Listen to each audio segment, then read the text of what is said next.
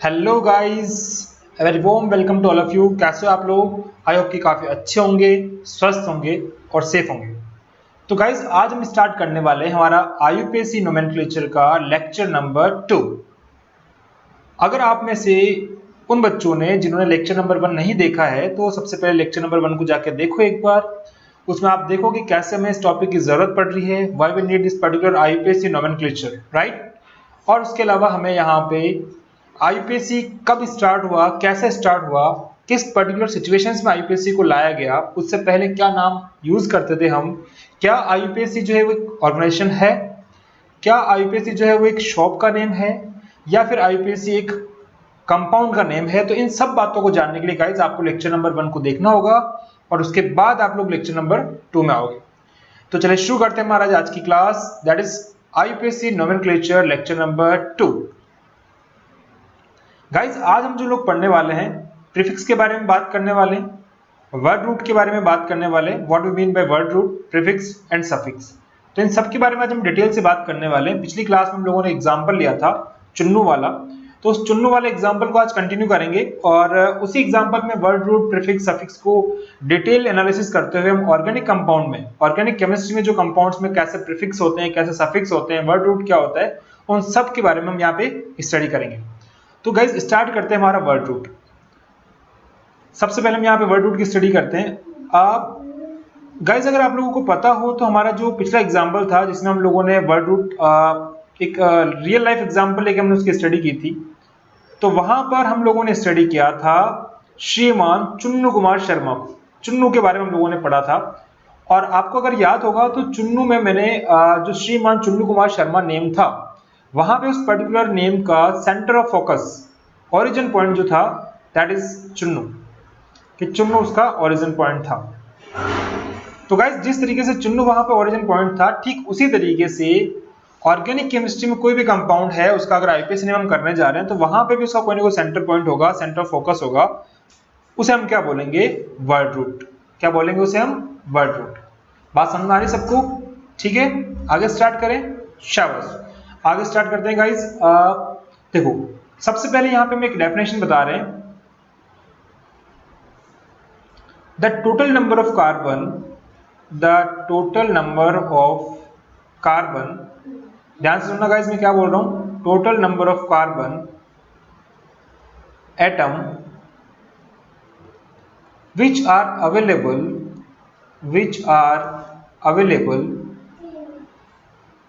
in our parent chain, the maximum number of carbon atom, or we can say the total number of carbon atom which are available in our parent chain। हमारी parent chain में जो number of carbon available है, total number of carbon जो available है, उसे हम क्या बोलेंगे गाइस? उसे हम बोलेंगे वर्ड रूट। अब यहाँ पे आप लोगों के सामने कुछ नेम आए हैं। देखो पहले यहाँ पे आप लोगों के सामने आया है कि नंबर ऑफ कार्बन एटम। दूसरा यहाँ पे आप लोगों के सामने सबसे इंपोर्टेंट नेम आया पेरेंट चेन, और we can say main chain, है ना। मैं आपको यहाँ पे दूसरा नेम भी बता देता हूँ इसका, मेन चेन। यानी हम एक तो पेरेंट चेन के बारे में बात करेंगे और एक मेन चेन के बारे में बात करेंगे। तो गाइज अभी जब हम स्टार्ट करेंगे इस टॉपिक को तो हम वहां पे देखेंगे कि पेरेंट चेन क्या होता है, मेन चेन क्या होता है। तब तक हम लोग यहाँ पे एक लेमैन डेफिनेशन में बात करने वाले हैं कि what we mean by main chain और पेरेंट चेन। तो गाइस जैसे मान लीजिए आप लोगों के पास एक कंपाउंड है, फॉर एग्जांपल ये कोई कंपाउंड है, ठीक है, और इस एग्जांपल में यहाँ पे टोटल नंबर ऑफ कार्बन कुछ इस तरीके से यहाँ पे उन्होंने अरेंज कर रखे हैं। अब अगर हम यहाँ पे देखें तो इस पूरे कंपाउंड में टोटल नंबर ऑफ कार्बन अगर आप काउंट करोगे तो 5 आएंगे, ठीक है। 4 कार्बन एक स्ट्रेट लाइन में और एक कार्बन यहाँ पे ऊपर है। लेकिन इन 5 कार्बन में से अगर मैं आपसे पूछूं कि यहाँ पे पेरेंट चेन में कितने कार्बन है, तो गाइस वो पेरेंट चेन में कार्बन यहाँ पे होंगे 4। तो वर्ड रूट हम जो भी यहाँ पे यूज करेंगे वो 4 के अकॉर्डिंग यूज करेंगे, ना कि 5 के अकॉर्डिंग। एक तो आपको ये बात समझ लेनी है। अब आप बोलोगे सर 4 कहां से लाए, तो मैं आपको बोलूंगा कि देखो बेटा, ये जो पेरेंट चेन है, मतलब पेरेंट चेन हम इसको बना रहे हैं यहाँ पे, है ना। आप इसके अलावा किसी और को भी बना सकते हो, बट डेफिनेशन क्या है, मीनिंग क्या पेरेंट चेन का? The longest hydrocarbon chain. यानी कि इस कंपाउंड में आप एक ऐसी चेन सेलेक्ट करो जहां पे मैक्सिमम कार्बन आ जाए। और ऑब्वियसली आप चेन सेलेक्ट करोगे तो आप उसको कुछ इस तरीके से नंबर दोगे, कंसेक्यूटिव नंबर 1 2 3 4 5, है ना। तो मैं अगर यहाँ पे एक पेरेंट चेन सेलेक्ट करना चाहूंगा तो वहां पे मैक्सिमम कार्बन 4 ही पॉसिबल है, एक कार्बन मुझे मिस करना पड़ेगा। अगर आप चाहो तो ऐसी वाली चेन बना सकते हो अगर आप चाहते हो तो ये वाली चेन भी बना सकते हो। तो इस तरीके से हम ये वाली चेन भी लेंगे, तब भी हमारे पास नंबर ऑफ कार्बन 4 ही होंगे। तो guys this is called parent chain और we can say main chain. इस मेन चेन में आने वाले नंबर ऑफ कार्बन को हम क्या बोलते हैं? इसको हम बोलते हैं वर्ड रूट। अगर हिंदी में बात करें बच्चों तो इसको हम बोलेंगे मूल शब्द। आप यहाँ पे रूट के लिए आप मूल वर्ड यूज करोगे, है ना। कई बार इसको हम वर्ड रूट भी बोलते हैं, कई जगह इसको आप रूट वर्ड भी बोलते हो, तो हिंदी में हम उसको बोलते हैं मूल शब्द। ठीक है, आप शब्द मूल नहीं बोलोगे, अच्छा नहीं लगेगा, तो ये हो जाएगा मूल शब्द। अब हम लोगों ने ये तो देख लिया कि मूल शब्द का मतलब ये है कि number of carbon atom which are available in our parent chain, हमारी जो मुख्य श्रृंखला है या हमारी जो पैतृक श्रृंखला है उसमें आने वाले अधिकतम कार्बन परमाणुओं की संख्या को हम क्या बोलेंगे? वर्ड रूट, और we can say root word. अब मैंने ये बोला कि यहाँ पे हम 4 कार्बन के लिए रूट वर्ड यूज करेंगे, 5 के लिए यूज नहीं करेंगे। अब करेंगे क्या सर, ये तो बता दो, है ना। आप इतनी देर से बोल रहे हो कि 4 कार्बन कितना यूज करना, आप तो सीधा ये बताओ। तो बच्चों आगे हम वही स्टार्ट करते हैं।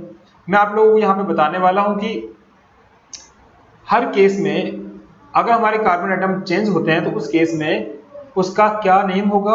अगर वहां पे कार्बन 1 है तो क्या होगा, अगर वहां पे कार्बन 2 है तो क्या होगा। इस तरीके से हम यहाँ पे डिटेल से एक एक करके सारे देखने वाले हैं। बात सुन आ रही है बच्चों? चलो, तो यहाँ पे आप देखोगे तो हमारे पास आप ऐसा समझो कि अगर मेरे पास कार्बन वहां पे आप देखोगे, देखो मैं आपको बताता हूँ। मान लो आपकी पेरेंट चेन में एक कार्बन है C1, इसी तरीके से मान लो आपकी पेरेंट चेन में C2 कार्बन है, मान लो पेरेंट चेन में 3 कार्बन है, C3 का मतलब है 3 carbon, 3 carbon we are having in parent chain, और we are having 4 carbon in parent chain and so on. Okay, C5, C6, C7, C8, और आगे हम कंटिन्यू यहाँ कर लेते हैं। C8 की बात C9, C10, उसके आगे भी आप कंटिन्यू कर सकते हो C11, C12 and so on so fourth. बात समझ में आ रही है? तो अगर हमारे पास पेरेंट चेन में एक कार्बन है, उस कंडीशन में बच्चों उसका जो वर्ड रूट होगा जो हम यूज करेंगे वो होगा मैथ। क्या होगा? मैथ। बात समझ में आ रही है? METH। अब हिंदी में भी आपको मैथ ही बोलना है, इंग्लिश में भी आप मैथ ही बोलोगे। और मान लो इसी तरीके से अगर वहां पे C2 कार्बन में अगर वहां पे 2 कार्बन है तो उसके लिए जो आप वर्ड रूट यूज करोगे बच्चों वो होगा आपका एथ बोल सकते हो, आप इथ बोल सकते हो, जो भी आपको ठीक लगे। इसी तरीके से C3 में हम उसको बोलेंगे प्रॉप। अगर वहां पे नंबर ऑफ कार्बन 4 है तो वो आपका ब्यूट होगा। देखो आपको उसको बट प्रोनाउंस नहीं करना है, बट नहीं बोलना है, इसको ब्यूट ही बोलोगे आप। उसके बाद 5 है तो बच्चों उसको हम बोलेंगे पेंट, और 6 अगर है तो उसको हम बोलेंगे हेक्स। 7 कार्बन है तो वहां पे होगा हेप्ट। इसी तरीके से नंबर ऑफ कार्बन अगर 8 है बच्चों तो वहां पे आप उसको बोलोगे ऑक्ट। क्या बोलोगे आप? ऑक्ट। और C9 के लिए आप यूज करोगे नॉन, आप यूज करोगे नॉन। C10 के लिए बच्चों आप यूज करोगे डेक। उसके बाद मान लीजिए आपके पास अगर वहां पे number of carbon parent chain में, पूरे कंपाउंड की बात नहीं कर रहा हूं, पेरेंट चेन में अगर नंबर ऑफ कार्बन 11 है तो उसके लिए आप वहां पे यूज करोगे अनडेक। डेक मतलब था 10 कार्बन, अन का मतलब 1 कार्बन और 8 हो गया। इसी तरीके से अगर C12 है तो वहां पे हो जाएगा डो डेक। और ऐसे अगर 13 है तो ट्राइडेक, फिर 14 है तो tetradec, pentadec, hexadec, heptadec and so on so forth. तो गाइस यहाँ पे हमारे पास जनरली हम ऐसे देखते हैं कि हमारे जो सिलेबस में एकेडमिक करिकुलम में जेईई मेंस एडवांस और अप टू 12th क्लास हमारे जो सिलेबस में है वहां पे हमारी पेरेंट चेन में जनरली ऐसा देखा गया कि वहां पे नंबर ऑफ कार्बन मैक्सिमम 10 होते हैं। 10 से ऊपर मैक्सिमम नंबर ऑफ कार्बन नहीं होते पेरेंट चेन में, अदरवाइज कंपाउंड बहुत ज्यादा बड़ा हो जाता है, काफी स्पेस ऑक्यूपाई कर लेता है। अगर वैसा अगर हो गया, मान लो कि किसी कंपाउंड की पेरेंट चेन में नंबर ऑफ कार्बन मान लो कि वहां पे 50 है, तो उस कंडीशन में पूरे एग्जाम में 3 घंटे के पेपर में बस एक क्वेश्चन शोर होगा।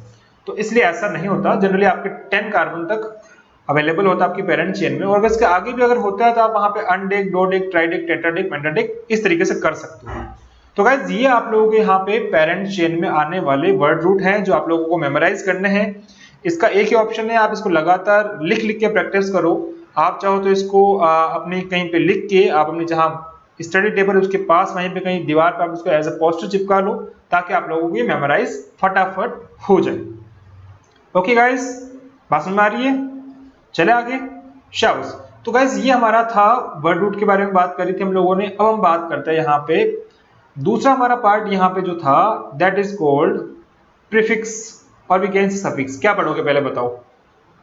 चलो एक काम करते हैं, पहले सफिक्स के बारे में पढ़ लेते हैं, ठीक है? वरना आप नाराज हो जाओगे, तो मैं पहले सफिक्स पढ़ा देता हूँ। अब सफिक्स को स्टार्ट करने से पहले यार यहाँ पे एक छोटी सी बात आप लोगों को मैं पूछना चाहूंगा। आप लोगों ने अपनी बचपन की क्लासेस में पढ़ा होगा, जो बच्चे 11th-12th की इस वीडियो को देख रहे हो उन्होंने शायद 10th क्लास में इस कंपाउंड का नेम पढ़ा होगा, CH3OH। और एक इस कंपाउंड का नेम उन्होंने पढ़ा होगा CH3CH2OH। और चलो अगर इसका नहीं पढ़ा है तो आप इसका तो जानते होंगे, शायद आप लोगों ने पढ़ा होगा छोटी क्लास में CH4 और वी कैन से CH2 डबल बॉन्ड CH2 और we can say HC triple bond CH। ये कुछ कंपाउंड्स मैंने आप लोगों के सामने बच्चों यहाँ पे बनाए, आपको इनके नाम बताने हैं। तो आप एक बार अपने दिमाग से रिवाइज करने की कोशिश करो, रिकॉल करो कि क्या पता आप लोगों को याद आ जाए। अगर नहीं आता है तो आप वीडियो को देखो, अदरवाइज आप वीडियो को पॉज करके ट्राई करो कि एक बार आप लोगों को आ जाए। तो गाइज यहाँ पे इसका नेम जो है IUPAC नेम वो है मेथेनॉल। क्या है? मेथेनॉल। इसी तरीके से बच्चों अगर आप यहाँ पे इसका करोगे तो ये आएगा आपका एथेनॉल। बात समझ आ रही है? एथेनॉल। और CH4 को तो सब जानते हैं हम, that is called methane, right? तो ये हमारा मीथेन हो गया।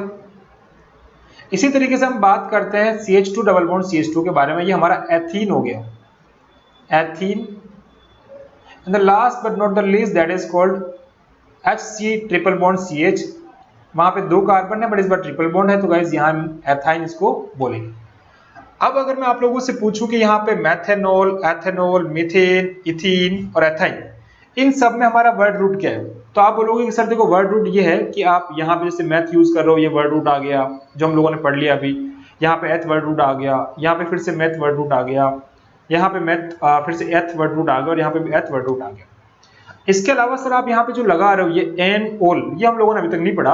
और हम ये जानते हैं कि चुन्नू के पीछे कुमार और शर्मा लगता था, दैट मीन्स कि कुमार ये होगा और शर्मा ये होगा। इस तरीके से हम कुछ मान सकते हैं कि कुमार शर्मा जो एनोल है उसमें से कुछ कुमार होगा कुछ शर्मा होगा। इसी तरीके से यहाँ पे भी एनोल है तो यहाँ पे भी कुछ कुमार शर्मा होगा। और यहाँ पे अगर हम देखें तो गाइस यहाँ पे आप देखो तो ये एन वर्ड यूज किया हमने, यहाँ पे इन यूज किया है और यहाँ पे आई।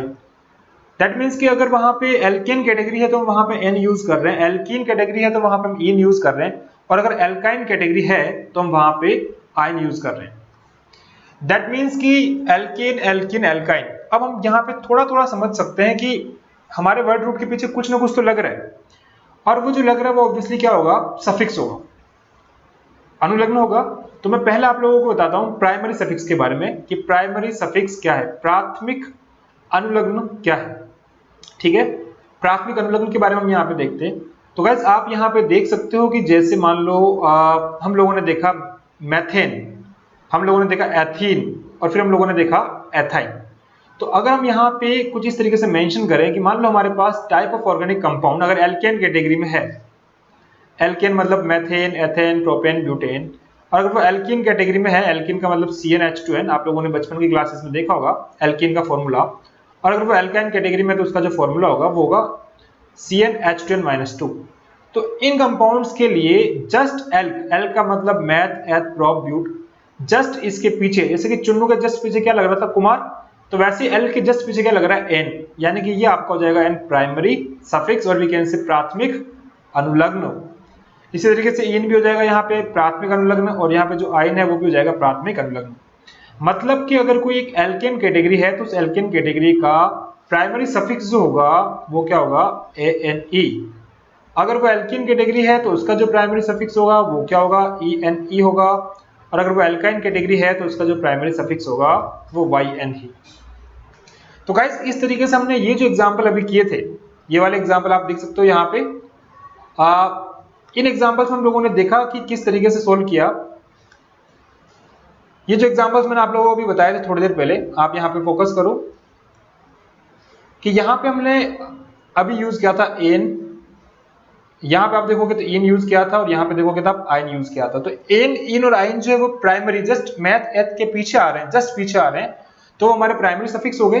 अब अगर हम इस एग्जाम्पल को देखें हमारे इस मैथेनॉल को और एथेनॉल को गाइस, तो मैथेनॉल एथेनॉल में देखो एन तो आ गया, और यहाँ पे भी एन आ गया, बट उसके पीछे यहाँ पे ओल भी हमने यूज किया है और हमने भी यहाँ पे भी ओल यूज किया, तो जो एन इन आइन के पीछे यूज हो रहा है, जैसे कि कुमार के पीछे चुन्नू के नाम में, चुन्नू के पीछे कुमार था, कुमार के पीछे शर्मा था, तो उसी तरीके से यहाँ पे मैथ एथ के पीछे एन तो है बट एन के पीछे ओल भी है। दैट मीन्स कि ओल जो है वो हमारे यहाँ पे शर्मा जी का काम करेगा। बात समझ में आ रही है? And that is known as guys secondary suffix. उसे हम क्या बोलेंगे? सेकेंडरी सफिक्स, द्वितीयक अनुलग्न। और वो द्वितीयक अनुलग्न अपना क्या होगा? वो होगा उस कंपाउंड के हिसाब से। जैसे देखो चुन्नू कुमार शर्मा, तो शर्मा उसका द्वितीयक अनुलग्न है, सेकेंडरी सफिक्स है। अब शर्मा का जो नेम था, उस शर्मा के नेम में अगर आप थोड़ा सा भी सोचोगे तो वो उसकी कास्ट है, और वो उसकी कास्ट जो है वो डिपेंड करेगा कि मान लो कोई शर्मा है, मान लो कोई वर्मा है, तो उसके हिसाब से वो होगा, है ना। इसी तरीके से कोई मान लो चड्डा होगा, कोई मान लो वर्मा होगा, कोई मान लो शर्मा जी होंगे, कोई जाट होगा, कोई चौधरी होगा, कोई दुबे होगा, कोई यादव होगा, तो ये सब उसके डिफरेंट डिफरेंट कास्ट है। तो इसी तरीके से गाइस हमारे जो कंपाउंड्स है ऑर्गेनिक कंपाउंड, उनकी भी कोई कास्ट होगी, और उनकी कास्ट जो है वो कौन सी होगी? उनकी कास्ट होगी उनका कौन सा फंक्शनल ग्रुप लगा है वहां पे। देखो अगर अल्कोहल है तो उसमें हम ओल लगा रहे हैं, अगर एसिड है तो उसके पीछे हम इक एसिड लगा रहे हैं। इसी तरीके से मान लो कोई डिफरेंट ग्रुप है तो उसके लिए हम डिफरेंट वर्ड यूज करेंगे, और वो सारे वर्ड होंगे उसको हम क्या बोलेंगे? Secondary suffix. बात समझ में आ रही? सेकेंडरी सफिक्स क्या होंगे इसको मैं डिटेल में आपको नेक्स्ट लेक्चर में बताऊंगा कि सेकेंडरी सफिक्स कौन कौन से फंक्शन ग्रुप होते हैं। उसके लिए मुझे आपको इसकी टेबल जो है वो मेमोराइज करवानी है, तो इसको हम पूरा डिटेल क्लासिफिकेशन करेंगे नेक्स्ट लेक्चर में, जहां पे इसकी टेबल भी बनाएंगे और साथ में उसके डिफरेंट डिफरेंट सफिक्स को भी हम यूज करेंगे। तो ये हमारा नेक्स्ट क्लास होगा जिसमें हम लोग करेंगे। मैंने आपको हल्का सा ओवरव्यू दे दिया कि हम इसमें करने वाले क्या हैं। तो गाइज अब हम स्टार्ट करते हैं। हमारे सफिक्स हम लोगों ने कवर कर लिए, अब हम स्टार्ट करेंगे हमारे प्रीफिक्स। ओके, प्रीफिक्स स्टार्ट करने जा रहे हैं गाइज। तो प्रीफिक्स स्टार्ट करने के लिए आप क्या करोगे? सबसे पहले हम यहाँ पे पढ़ेंगे हमारा प्राइमरी प्रीफिक्स। क्या पढ़ेंगे? हमारा प्राइमरी प्रीफिक्स, प्राथमिक पूर्वलग्न। अब प्राथमिक पूर्वलग्न को कैसे समझे, क्या होता है? तो आप इसको ऐसे समझो, देखो मैं आप लोगों को एक कंपाउंड बना के देता हूं। मान लो आप लोगों के पास में 4 कार्बन है और कार्बन कार्बन सिंगल बॉन्ड से कनेक्टेड है, और वहां पे हाइड्रोजन आप लोग बैलेंस कर लोगे CH3 CH2 CH2 CH3। अगर मैं इस कंपाउंड का आपसे नाम पूछूं तो आप बोलोगे कि सर इसका नाम जो होगा वो होगा ब्यूटेन। ठीक है, ये मैंने पढ़ाया नहीं है, देखो ये जस्ट हमारी कॉमन सेंस और प्रीवियस नॉलेज को यूज करके हम लोग यहाँ पे बता रहे हैं, जो आप लोगों ने 10th 9th क्लास में पढ़ा होगा। अगर कोई 10th 9th क्लास का बच्चा इस वीडियो को देख रहा है तो बिल्कुल भी टेंशन ना ले, मैं इसको पूरे डिटेल में बताने वाला हूँ, सब कुछ पढ़ाने वाला हूँ। अभी के हिसाब से आप मान लो कि इसका नाम ब्यूटेन है। फिर अगर कोई बोलेगा कि सर देखो एक ये कंपाउंड भी हमारे पास होता है ना, और यहाँ पे भी 4 ही कार्बन है, इसका नाम क्या होगा बताओ? तो मैं बोलूंगा इस कंपाउंड का नाम है साइक्लोब्यूटेन। क्या नाम है इसका? साइक्लोब्यूटेन। फिर एक हमारे पास कोई और आएगा और वो बोलेगा कि सर आपके पास एक कंपाउंड मान लो ऐसे हो, इस तरीके से, तो इस कंपाउंड का आप नाम क्या करोगे? तो मैं उसको बोलूंगा कि इसका नाम जो होगा वो होगा बाईसाइक्लो, क्या नाम होगा इसका? बाईसाइक्लोब्यूटेन। दैट मीन्स कि मैंने यहाँ पे एक आपको रफली आइडिया दिया कि देखो यहाँ पे ऐसे कंपाउंड्स के लिए हम यहाँ पे बाईसाइक्लो वर्ड यूज कर रहे हैं ब्यूट से पहले। हम लोगों ने देखा था कि चुन्नू कुमार शर्मा जो था, चुन्नू से जस्ट पहले मान आ रहा था, तो वैसे हमारे यहाँ पे ब्यूट से जस्ट पहले क्या आ रहा है? बाईसाइक्लो। ब्यूट से पहले क्या आ रहा है? साइक्लो। और ब्यूट से पहले यहाँ पे कुछ भी नहीं आ रहा। दैट मीन्स कि नंबर ऑफ कार्बन तीनों में 444 है, बट कंपाउंड की डिफरेंट डिफरेंट कैटेगरी होने के कारण हम यहाँ पे डिफरेंट डिफरेंट इसके प्रीफिक्स यूज कर रहे हैं।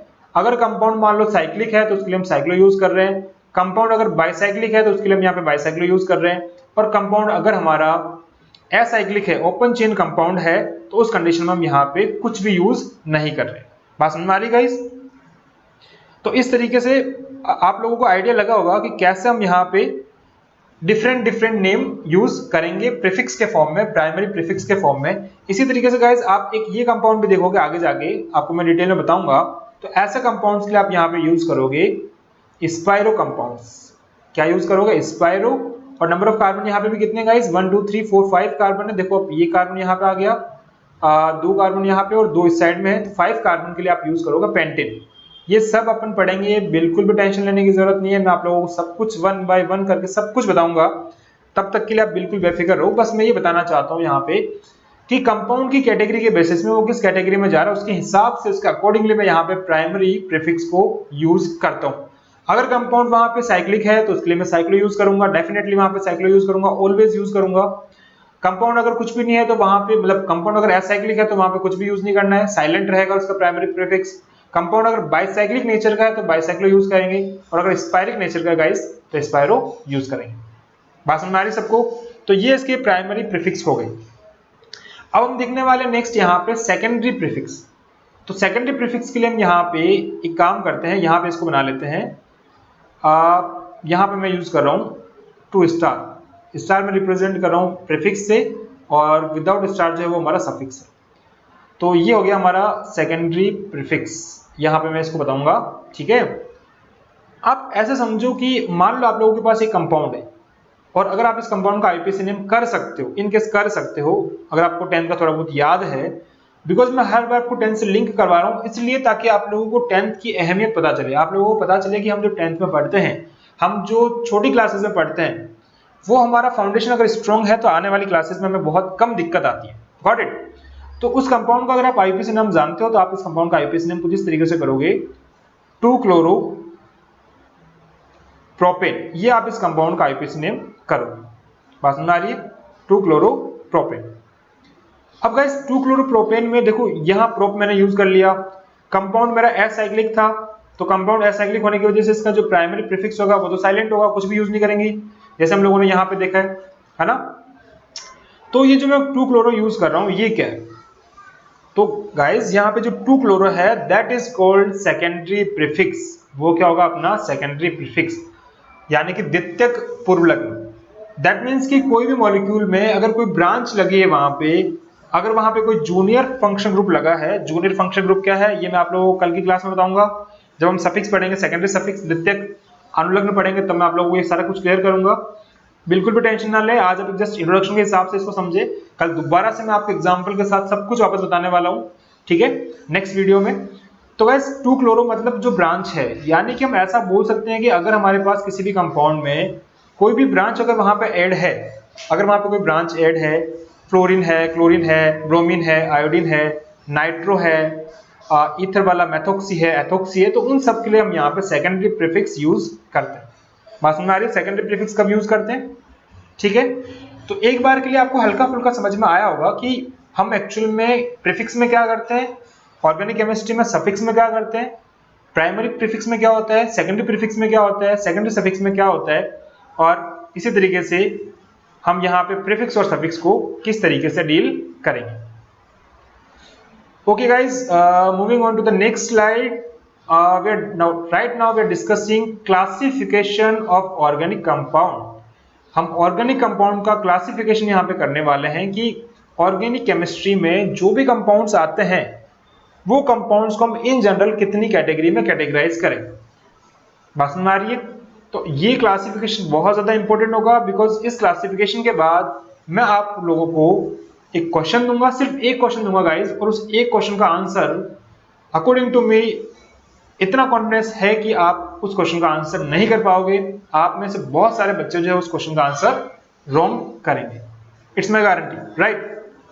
पसंद आ रही है कि मैं श्योर हूं कि आप गलती करोगे, उसमें से कोई इक्का दुक्का बच्चा ही होगा जो उस क्वेश्चन का आंसर सही करेगा, जबकि वो क्वेश्चन बहुत सिंपल होगा, इस पर्टिकुलर टॉपिक पे बेस्ड होगा। स्टार्ट करें आप इसको, क्लासिफिकेशन ऑफ ऑर्गेनिक कंपाउंड को। Okay good, now we are starting classification of organic compound, कार्बनिक यौगिकों का वर्गीकरण। तो बच्चों देखो, सबसे पहले हम यहाँ पे क्या करेंगे, इस कंपाउंड को दो कैटेगरी में कैटेगराइज करेंगे, ठीक है।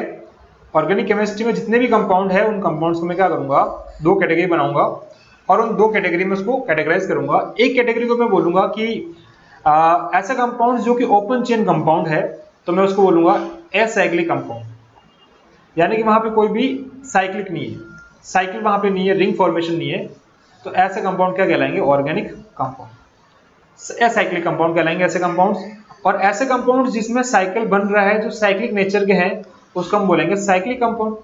सिंपल सी बात है, ठीक है, कि साइक्लिक कंपाउंड और एसाइक्लिक कंपाउंड आप लोग समझ गए। अब ये तो देखो कॉमन से नियम हो गए, इसमें तो कोई भी बच्चा इसको कर लेगा कि भाई एसाइक्लिक और साइक्लिक कौन सी बड़ी बात है, सर मैं समझ जाऊंगा। बट रियलिटी में आपका जो एसाइक्लिक है, इसी का जो दूसरा नेम हम यूज करते हैं वो हम यूज करते हैं एलिफेटिक कंपाउंड। आपके एग्जाम में ज्यादातर आपको ये नेम मिलेगा, एलिफेटिक कंपाउंड। दैट मीन्स कि एसाइक्लिक कंपाउंड्स को हम क्या बोलते हैं, एलिफेटिक कंपाउंड। जनरली हम ये वर्ड काफी ज्यादा यूज करते हैं। और एक वर्ड और हम यहाँ पे यूज करते हैं, that is called open chain compound. तो आपको ये वाला नेम भी ध्यान रखना है, ओपन चेन कंपाउंड। तो इस तरीके से आप यहाँ पे open chain compound, aliphatic compound और एसाइक्लिक कंपाउंड, ये तीनों नेम आपको पता होने चाहिए। इसी तरीके से गाइस अगर हम बात करते हैं साइक्लिक कंपाउंड्स की, तो साइक्लिक कंपाउंड्स का दूसरा नाम होता है एलिसाइक्लिक कंपाउंड्स। हालांकि एलिसाइक्लिक कंपाउंड्स जो एक साइक्लिक कंपाउंड की कैटेगरी है, बट फिर भी हम लोग इसको यहाँ पे मेंशन कर रहे हैं कि भाई ये नाम आप लोगों को पता होना चाहिए। बात समझ में आ रही सबको? ठीक है, यहाँ पे आगे करें कंटिन्यू। ओके, एलिसाइक्लिक कंपाउंड की अगर आप डेफिनेशन जानना चाहते हो तो आप यहाँ पे डेफिनेशन नोट करो गाइस अपने नोटबुक में। The cyclic compounds which are not aromatic are known as alicyclic. ऐसे साइक्लिक कंपाउंड जो एरोमेटिक ना हो, ऐसे साइक्लिक कंपाउंड जो एरोमेटिक ना हो, उनको हम बोलते हैं एलिसाइक्लिक कंपाउंड्स। ये आप लोगों को यहाँ पे नाम मैं डेफिनेशन के साथ बता चुका हूँ, आपको ये नाम थोड़ा सा ध्यान रखना है। अब हम बात करते हैं एसाइक्लिक और साइक्लिक कंपाउंड में हम लोगों ने देख लिया। अब हम एसाइक्लिक कंपाउंड को भी आगे फर्दर कैटेगराइज करते हैं। तो गाइस जो एसाइक्लिक कंपाउंड है उसको आगे दो कैटेगरी में कैटेगराइज करते हैं। फर्स्ट कैटेगरी वहां पे होती है इसकी हाइड्रोकार्बन, और सेकंड कैटेगरी यहाँ पे होती है, हाइड्रोकार्बन डेरिवेटिव। सेकंड यहाँ पे होगा हाइड्रोकार्बन डेरिवेटिव। ध्यान से सुनना गाइस, हाइड्रोकार्बन डेरिवेटिव का क्या मतलब है। हाइड्रोकार्बन का मतलब तो है कि वो कंपाउंड जो कार्बन और हाइड्रोजन से मिलकर बनते हैं उनको हम बोलते हैं हाइड्रोकार्बन। फॉर एग्जाम्पल एल्कीन और एल्काइन। इसी वजह से हाइड्रोकार्बन को फर्दर हम तीन कैटेगरी में कैटेगराइज करते हैं, carbon carbon single bond alkane, carbon carbon double bond alkene और carbon carbon triple bond alkyne. तो यहाँ पे तीन कैटेगरी बन गया, हाइड्रोकार्बन के अंदर एल्केन, एल्कीन और एल्काइन, ये इसके आगे तीन कैटेगरी होगी। और गाइस हाइड्रोकार्बन डेरिवेटिव का ये मतलब है कि ऐसे कंपाउंड्स, जैसे मान लो कि देखो हाइड्रोकार्बन में एल्केन, एल्कीन और एल्काइन हम लोगों ने डिस्कस कर लिया, नाम सुन लिए। बट मान लो आपके पास अगर ये कोई कंपाउंड आ गया CH3OH, तो आप इसको क्या नाम दोगे, क्योंकि इसमें तो ऑक्सीजन भी है। तो ऐसे कंपाउंड्स हम क्या बोलेंगे, हाइड्रोकार्बन डेरिवेटिव। दैट मींस कि those type of compounds which are derived from hydrocarbon, जिनका डेरिवेशन जो है, जिनको डिराइव हम करते हैं हाइड्रोकार्बन से। दैट मींस अगर हम सिंपल भाषा में बात करें तो ऐसे कंपाउंड जहां पे कार्बन हो, जहां पे हाइड्रोजन हो और उसके अलावा वहां पे कोई अदर एलिमेंट हो, फॉर एग्जांपल ऑक्सीजन वहां पे हो, फॉर एग्जांपल नाइट्रोजन हो, वहां पे सल्फर हो। तो ऐसे कंपाउंड्स जो कि कार्बन हाइड्रोजन के अलावा बाकी अदर एलिमेंट से भी मिलके बने होते हैं, that are called hydrocarbon derivative. Got it guys? तो ये अपना एसाइक्लिक कंपाउंड का जो क्लासिफिकेशन है वो पूरा होता है। आगे हम देखते हैं हमारे साइक्लिक कंपाउंड के अंदर एलिसाइक्लिक कंपाउंड में फर्दर कैटेगरी कैसे बनाते हैं। तो आप अगर एसाइक्लिक कंपाउंड में दो कैटेगरी बनाना चाहोगे बच्चों, तो यहाँ पे एक कैटेगरी बनेगी होमोसाइक्लिक कंपाउंड। क्या बनेगा यहाँ पे, होमोसाइक्लिक कंपाउंड। और सेकंड कैटेगरी अगर आप बनाओगे यहाँ पे, तो that is called heterocyclic compound, heterocyclic compound. अब what we mean by homocyclic और हेटेरोसाइक्लिक। होमोसाइक्लिक का मतलब ये है कि देखो जैसे एक साइकिल है, मान लो इस तरह का साइकिल है, ठीक है, ये आपका साइक्लोहेक्सेन है, और एक मान लो आपका ये साइकिल है, तो दोनों साइक्लिक कंपाउंड तो है। बट इस कंपाउंड में, होमोसाइक्लिक वाले में, यहाँ पे जो आपका साइकिल बना है उसके सारे एटम जिससे वो साइकिल का फॉर्मेशन कर रहा है सारे सेम है और वो कार्बन है। तो इसको कई बार हम कार्बोसाइक्लिक बोलते हैं या होमोसाइक्लिक बोलते हैं। होमो का मतलब सेम एटम से मिलके बना है, जबकि हेटेरो में अगर हम देखें तो यहाँ पे कार्बन तो है, बट उस कार्बन के साथ साथ वहां पे ऑक्सीजन भी आ गया। दैट मीन्स कि आपका जो साइकिल फॉर्मेशन हो रहा है वो अदर देन कार्बन और we can say different atom से मिलके बना है, जहां पे कार्बन और ऑक्सीजन दोनों है। जबकि होमोसाइक्लिक में हम देखें तो सिर्फ और सिर्फ वहां पे कार्बन है, एक सेम टाइप के एटम्स है, तो वो आपका होमोसाइक्लिक होगा। बात समझ आ रही गाइस कि होमोसाइक्लिक और हेटेरोसाइक्लिक क्या है? ठीक है गाइस, होमोसाइक्लिक और हेटेरोसाइक्लिक को भी फर्दर कैटेगराइज करते हैं, एरोमेटिक और नॉन एरोमेटिक में कैटेगराइज करते हैं। आपके होमोसाइक्लिक के दो पार्ट बनते हैं, एक पार्ट आपका एरोमेटिक हो गया, ठीक है, अभी आप एरोमेटिक नहीं जानते हो तो इसको स्किप कर रहे हैं, जब पढ़ेंगे तब देखेंगे। और एक आपका हो गया अदर देन एरोमेटिक, जहां पे एंटी एरोमेटिक और नॉन एरोमेटिक दोनों आते हैं। और वही सेम कैटेगरी यहाँ पे हेटेरोसाइक्लिक में बनती है, एरोमेटिक और अदर देन एरोमेटिक। तो ये दोनों कैटेगरी आप लोगों को यहाँ पे पता होगी, और नहीं पता तो बिल्कुल भी टेंशन ना ले। जो जो पार्ट में यहाँ पे स्किप करवा रहा हूँ वो सारा का सारा हमारा इंटरलिंक है, तो आगे जब हम इसको पढ़ेंगे तो आपको मैं दोबारा से बताऊंगा तब तक के लिए आपको मैंने जितना बताया गाइस उतनों का आप शॉर्ट नोट्स बनाओ, प्रॉपरली रिवीजन करो, मेमोराइज करो। कोई दिक्कत है तो कमेंट के थ्रू मुझे बताओ कि क्या क्या दिक्कत आ रही है। और इसी के साथ हमारे आज के इस लेक्चर को कंप्लीट करते हैं गाइस। मिलते हैं नेक्स्ट लेक्चर में एक नए टॉपिक के साथ।